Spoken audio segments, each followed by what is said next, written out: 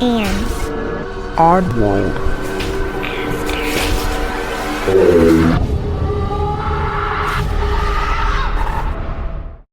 Hey oddballs, I'm your host Jensen, and welcome to episode 157. Hi, welcome. Hopefully I can pull you out of reality for like 10 to 20 minutes just to get your mind off things if you need it. And oh my god, I just looked up at the ceiling in my office and I have two little spiders just hanging out making the biggest web. I'm not a dirty person. In fact, the rest of my office is relatively clean, but I am in a basement, so spiders tend to love this place. And apparently two of them have made a home above my desk. Way to set the scene there, little guys. Anyhow, today we're going to be jumping back into the psychic book, so let's get into it. It's lesson time. Today's psychic lesson is a sense of déjà vu. Déjà vu is the awareness that you have had an experience before, even though you are doing something for the first time. It's like being in a time warp and watching yourself take part in the action unfolding around you. This experience can be confusing or even disorienting when it catches you by surprise. Did you ever as a child go to a strange place and know you had been there before? Did you experience something and feel that it had already happened? Childhood déjà vu is a phenomenon that can happen naturally. As a child, your view of reality is different because your early psychic experiences aren't limited by boundaries that society has set for adults. Sometimes déjà vu is so strong that second sight engages, and the experience becomes so real that the person having the experience loses touch with reality. This happens to a child more easily than to an adult, but such an experience often stays with a child into adulthood. The amount of déjà vu that I've had in my life is insane. One of the ones that I can remember so strongly is, and I've probably told this before, so I'm sorry, but is my mom, dad, sister, and I were on a vacation. And my déjà vu comes in like a dream. And in my dream, I was sitting in the front seat, my dad was driving, my mom was behind me, and my sister was behind my dad. And we were going up this bridge over water. I had never seen it before, but like I vividly remember it. And in my dream, I turned around to talk to my mom and sister, and then I don't remember from there. Well, fast forward, we went on vacation, exact same setup, exact same car, exact same bridge. And I turn around to talk to my mom and sister and I go, wait a minute, I have totally seen this before. Like I've been here, we've done this. This is crazy. So yeah, déjà vu is really crazy. And I've had many other déjà vu experiences, but like I said, that one is the one that just sticks in my head for some reason. And maybe it's because I've had other people there to, I don't know, experience it with me, even though I've had déjà vu with them many times. I don't know. That is something that I definitely had a lot. And sometimes I still do, but not as often. So I don't know. Maybe I can reconnect with that. I don't know how. Hopefully this book will teach me. Do you have déjà vu? Have you had déjà vu? I would love to hear your experiences. And let's go ahead and move on to stories. This comes from wise_effect_7163 on Reddit.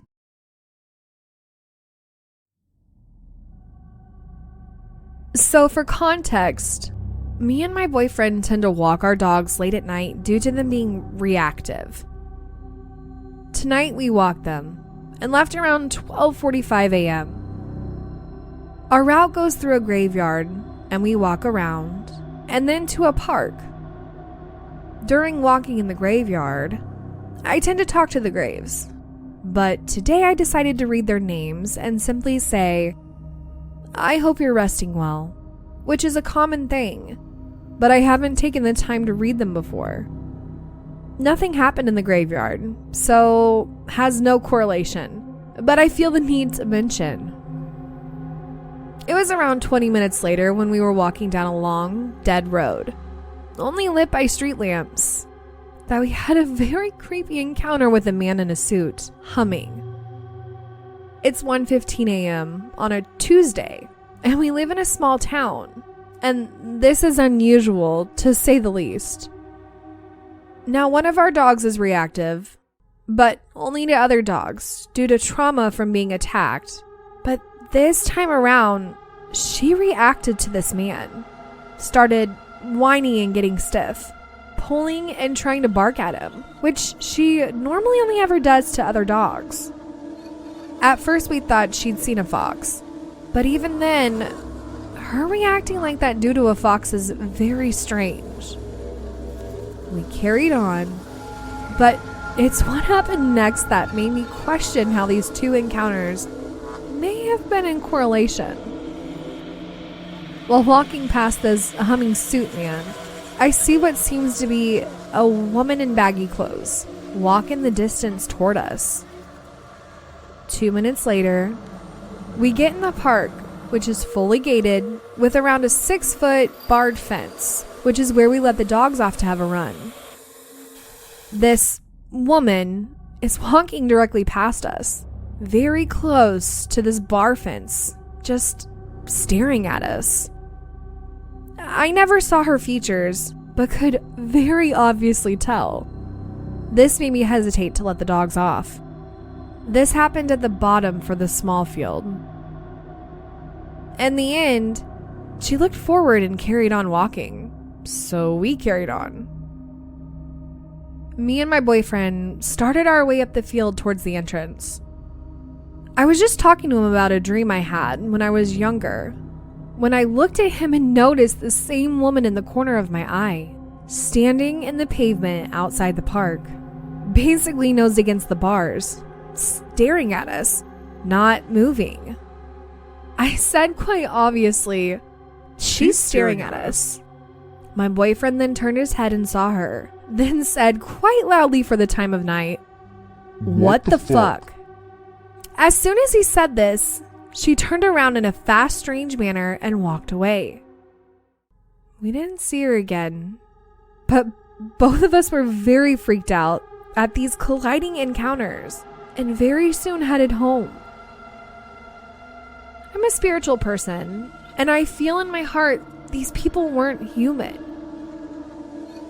It could simply be a creepy coincidence, or a man from a fancy dress party and a woman tripping balls. I don't know. But what I do know is I'm really bothered by these events.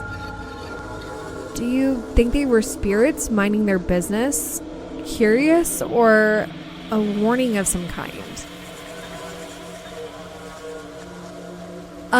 Ew, I hope it's not a warning. And a warning what for? I don't know. But I'm really wondering if this person feels that they weren't human. I'm wondering if this person talking to the graves and putting a name to what they were saying, like, "Hey Sue, I hope you're resting well." And that was Sue. That was Sue coming to see you. Oh my god, I rhymed and I didn't even mean to. Oh my god, stop it. Anyhow, I really just wonder if maybe they were curious entities that came from the graveyard. Maybe they were following you to protect you. Maybe they were, like I said, curious and just following you like, who the heck is this person? Or like, maybe they've been around for a while and you finally read their grave off and they were like, oh my god, they noticed me. And maybe they're just lonely. I don't know. But I do really enjoy the fact that this person was like, it could have been a guy from a party or a woman tripping balls. No shade to people tripping balls, but like,